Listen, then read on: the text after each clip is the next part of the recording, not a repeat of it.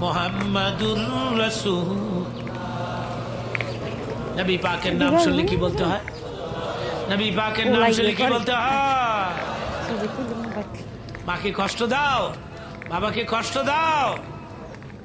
তাহলে শোনো তোমার নবী কি করছে শোনো। তুমি তো নবীর আশেক, তোমার নবী করছে কি শোনো। হাদিসের মধ্যে আসছে মদিনাতে, আমার দিকে তাকান, মদিনা শরীফে আমার নবী একদিন গোশত বন্টন করতেছেন সাহাবীদের মাঝখানে। হঠাৎ করে নবী দেখতে পাচ্ছেন একজন বৃদ্ধা মহিলা অনেক দূর থেকে আসতেছে দ্রুত গতিতে। হুজুরের কাছে আসলে হুজুর দাঁড়ায় গেলেন, দাঁড়ায় নিজের ব্যবহারের চাদর বিছাই দিয়ে বললেন, আপনি আমার চাদরে বসুন। মহিলা এমন মহিলা নবীর চাদরে বসেই গেছে, বৃদ্ধা মহিলা বসে গেছে।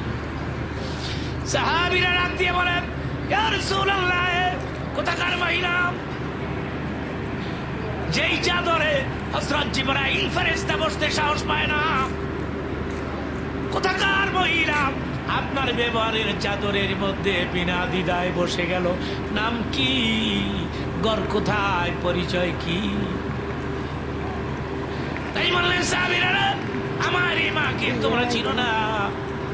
আমি কোন সাধারণ মহিলাকে আমার ব্যবহারের চাদর বিছেই দেই নাই বসতে। এই মহিলাকে তোমরা চিনো না? এটাই তো আমার দাত্রী মাতা হালিমাতু সাদিয়া, এটাই তো আমার দুধমা হালিমা। আমি আমার মায়ের দুগ্ধ পান করেছি, আমি আমার মায়ের দুধ পান করেছি। কি মনে করলেন সাহাবীরা? আমার যে মায়ের দুধ আমি পান করে বড় মদ্দামের ছেলের সন্ধানে বের হয়ে গেছে আমেনা, আমার ভয় হয় ওই কাফেলার লোকজন নিয়ে এখন এ পথ দিয়ে এসে যা।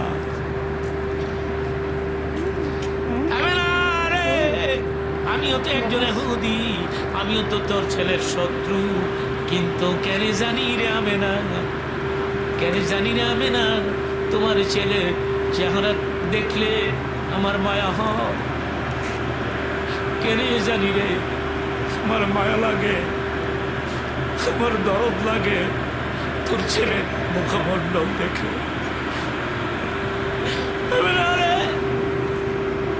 আমি এখন যদি এহুদীদের আড্ডাখানায় গিয়ে খবর দেই মুহাম্মদ নামের ছেলের সন্ধান পাওয়া গেছে, তাইলে লক্ষ লক্ষ টাকা তারা আমাকে পুরস্কার দিবে। কিন্তু আমি টাকা দিয়ে কি করবো রে আমেনা? আমার টাকার দরকার নাই, আমি দুনিয়ায় ধনী হতে চাই না। কেন জানি তোমার ছেলেরে দেখলে আমার মায়া হয়।